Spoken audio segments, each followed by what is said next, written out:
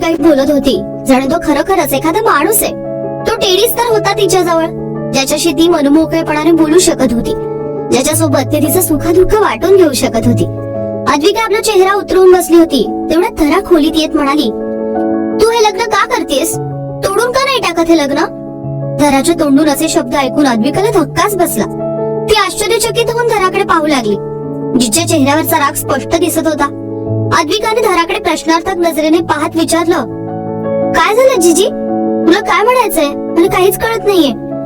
अद्विकाचा प्रश्न ऐकून धराला आपला राग आवरता आला नाही आणि तिने अद्विकाचा हात घट्ट पकडत म्हटलं, मला फक्त एवढंच हवंय की तू अध्याय राणाशी लग्न करू नकोस. तो तुझ्यापेक्षा वयाने मोठा आहे. तुमच्या दोघांमध्ये वयाचं अंतर खूप आहे. अशा परिस्थितीत तू त्याच्यासोबत नातं कसं निभावू शकशील? बघ गुड्डू, तू अजून लहान आहेस. तुला अजून चांगलं वाईट कळत नाही. अजूनही वेळ गेलेली नाहीये. तू या लग्नाला नकार दे, कारण अध्याय राणा खूप जुन्या विचारांचा आहे. तो तुला कधीच आनंदी ठेवू शकणार नाही. तू फक्त लग्नाला नकार दे, बाकीचं मी सगळं बघून घे. धरा एवढंच बोलली तेवढ्यात तिथे सरस्वतीजींचा दरडावणारा आवाज घुमला. धरा, ही काय पद्धत आहे तुझी?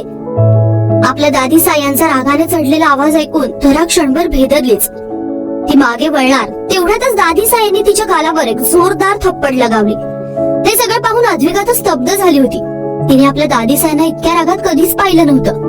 तिचे डोळे पाण्याने भरून आले होते आणि अशीच काहीशी अवस्था धराचीही झाली होती. ती आपल्या अश्रूंनी भेदरलेल्या डोळ्यांनी आपल्या दादीसांकडे पाहू लागली. सरस्वतीजी धराकडे रागाने बघत म्हणाल्या, जर आमचं बोलणं तुमच्या डोक्यात शिरत नसेल तर पदराला गाठ मारून ठेवा. लक्षात ठेवा, हे असले प्रकार पुन्हा आमच्या नजरेस पडता कामा नयेत, नाहीतर त्याचे परिणाम तुमच्यासाठी चांगले होणार नाहीत. अद्विकाच्या दादी सायांच्या बोलण्यात एक धमकी लपलेली होती, जी धराला बरोबर समजली. म्हणूनच ती काहीच बोलली नाही.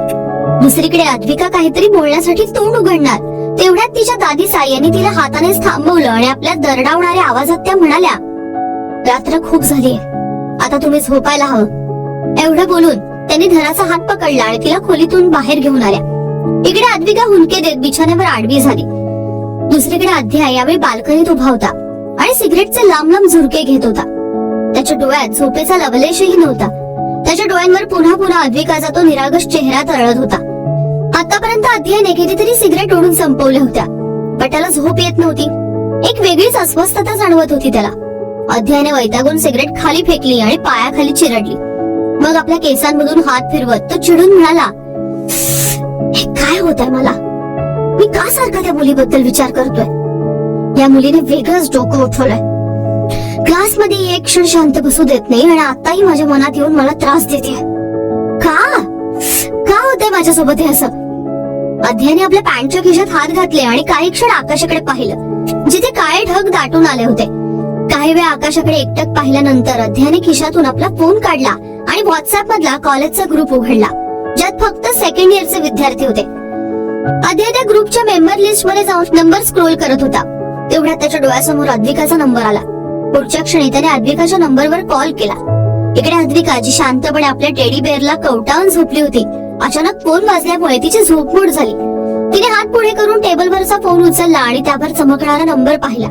इतक्या रात्री अनोळखी नंबरवरून आलेला कॉल पाहून अद्विका थोडी गोंधळली, पण तरीही तिने कॉल उचलला आणि आपल्या झोपाळलेल्या आवाजात विचारलं, कोण बोलतोय? तिचा तो झोपाळलेला आवाजही खूप गोड होता. तिचा तो गोंडस आवाज ऐकून अध्यायाने शांतपणे डोळे मिटून घेतले. जेव्हा समोरून काहीच आवाज आला नाही तेव्हा अद्विका चिडून म्हणाली, कोण बोलताय? अरे बोलायचं नाहीये तर कॉल का करता तुम्ही लोक? आजकाल सगळं फुकट भेटतंय, म्हणून त्या रात्री अपरात्री कोणाला त्रास द्यायचं का? अद्विका एका दमात हे सगळं बोलून गेली आणि तिचं बोलणं ऐकून अध्याय आपल्या भारदस्त आवाजात तिला म्हणाला, मी बोलतोय, अध्याय राणा, तुमचा प्रोफेसर. एवढं ऐकण्याचा सावकाश अद्विकाची झोप जणू वाऱ्याच्या झोतासोबत ओढून गेली. ती झटक्यात उठून बेडवर पांडी घालून बसली आणि आपली लाळ गिळत घाबऱ्या घुबऱ्या आवाजात म्हणाली, सर तुम्ही? अद्विकाच्या आवाजातली भीती अध्यायाला बरोबर कळत होती. तो आपल्या दरडावणाऱ्या आवाजात म्हणाला, मिस अद्विका, तुम्ही यावेळी झोपला आहात का? अद्विका चिडून स्वतःशीच पुटपुटली, आता इतक्या रात्री माणूस झोपणार नाही का? जागा असणार आहे का?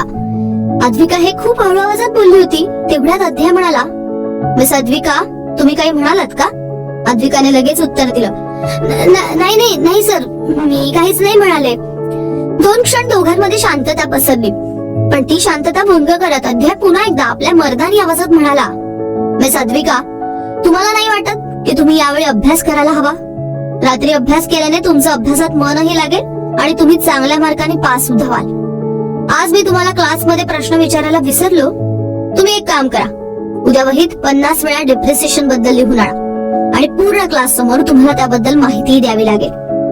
आपलं बोलणं संपून अध्ययाने कॉल कट केला आणि खोलीत जाऊन तो बेडवर आडवा झाला. अद्विकाशी बोलल्यानंतर त्याला बेडवर पडल्या पडल्या लगेच झोप लागली, पण इकडे त्या बिचाऱ्या अद्विकाची तर झोपच उडाली होती. ती रागाने आपल्या मोबाईल कडे बघत म्हणाली, माहित नाही या मोबाईलचा शोध का लागलाय. जर या मोबाईलचा शोधच लागला नसता तर ते हिटलर राणा मला कॉलच करू शकले नसते. नुसतं मी आरामात झोपले असते. याने तर माझी सगळी झोप उडवली.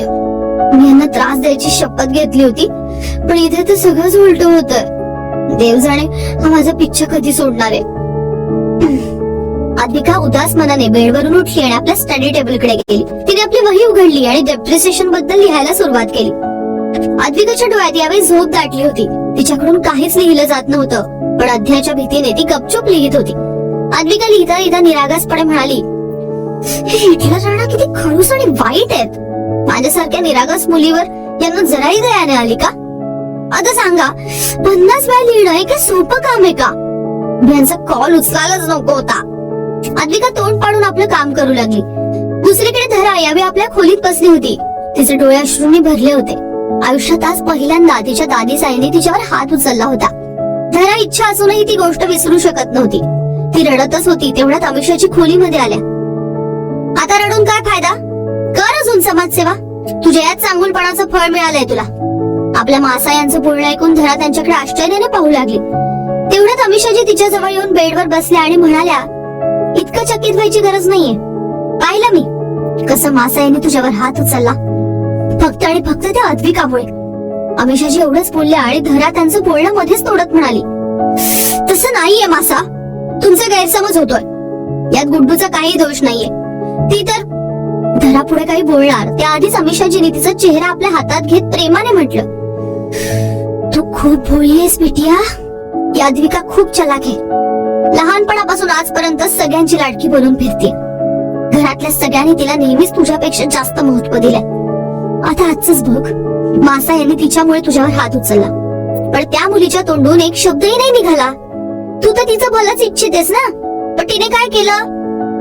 धरा खूप लक्ष देऊन आपल्या मासांचं बोलणं ऐकत होती. त्यांचं बोलणं ऐकल्यावर तिने आपल्या चेहऱ्यावरून अमिषाजींचा हात बाजूला केला आणि म्हणाली, मासा, हे तुम्ही बोलताय? तुम्हाला माहिती, लहानपणापासून आजपर्यंत मोठ्या मासा यांनी मला वाढवलंय. एका आईप्रमाणे त्यांनी मला प्रेम दिलंय. त्यांनी कधीच माझ्या आणि अद्विकामध्ये फरक नाही केलाय. तुम्हाला अडचण तरी काय आहे? तुमच्याकडून कोणाचा आनंद का पाहिला जात नाहीये? धराच्या तोंडून हे शब्द ऐकून अमिषाजींना राग आला. त्या रागाने बेडवरून उठल्या आणि म्हणाल्या, हो मग ठीक आहे, जपत बस तू आपल्या मोठ्या मासा आणि आपल्या बहिणीच्या नावाची माळ. तू फक्त तुझा आज बघतेस. मला तुझं भविष्य स्पष्ट दिसतंय. राणा हवेलीत सून बनून गेल्यावरही तुला तो मान सन्मान कधीच नाही मिळणार जो अद्विकाला मिळेल. ती त्या हवेलीची मोठी सून आणि जयपूरची राणीसा बनून राहील, आणि तू काय बनणार? तिची दासी? आपल्या मासाची ही गोष्ट पदराला गाठ मारून ठेव की तुझे सासरचे लोक जेवढा आदर आणि सन्मान तिला देतील तेवढा तुला कधीच देणार नाही. तुला नेहमी तिच्या समोर झुकून राहावं लागेल. एवढं बोलून त्या रागाने खोलीतून निघून गेल्या. पण त्यांच्या या बोलण्याने धराच्या मनात शेकडो प्रश्न निर्माण झाले होते. तिच्या मनात यावेळी खूप काही चाललं होतं. तेवढ्यात खिडकी उघडी असल्यामुळे वाऱ्याच्या जोरदार झोताने लॅम्प टेबलवर ठेवलेला तिचा आणि अद्विकाचा फोटो खाली पडून फुटला. जणू काही त्यांच्या नात्यालाही एक तडा गेला होता. यावेळी अद्विका आपल्या स्टडी टेबलवर डोकं ठेवून झोपली होती. तिच्या हातात पेन सुद्धा तसाच होता. तिची वही सुद्धा उघडीच होती, ज्याचा स्पष्ट अर्थ असा होता की रात्री लिहिता लिहिताच तिला झोप लागली होती. तेवढ्यात टेबलवर ठेवलेलं तिचं अलार्मचं घड्याळ वाजू लागलं. त्या घड्याळाच्या आवाजाने अद्विका गडबडून जागी झाली. पण जेव्हा तिचं लक्ष आपल्या अलार्मच्या घड्याळाकडे गेलं तेव्हा तिच्या चेहऱ्यावरची चीड स्पष्ट दिसू लागली होती. तिने वैतागून घड्याळ बंद केलं. अजूनही अद्विकाचे डोळे ओपन झाले नव्हते. तिने चांबई देत घड्याळात वेळ पाहिली आणि क्षणात तिची झोपच उडली. अध्यायाने अद्विकाला असा टास्क का दिला असेल आणि तो अचानक तिची इतकी काळजी का करू लागलाय? अद्विकाला पुन्हा उशीर झाला तर पुढे काय काय होईल ते जाणून घेण्यासाठी ऐका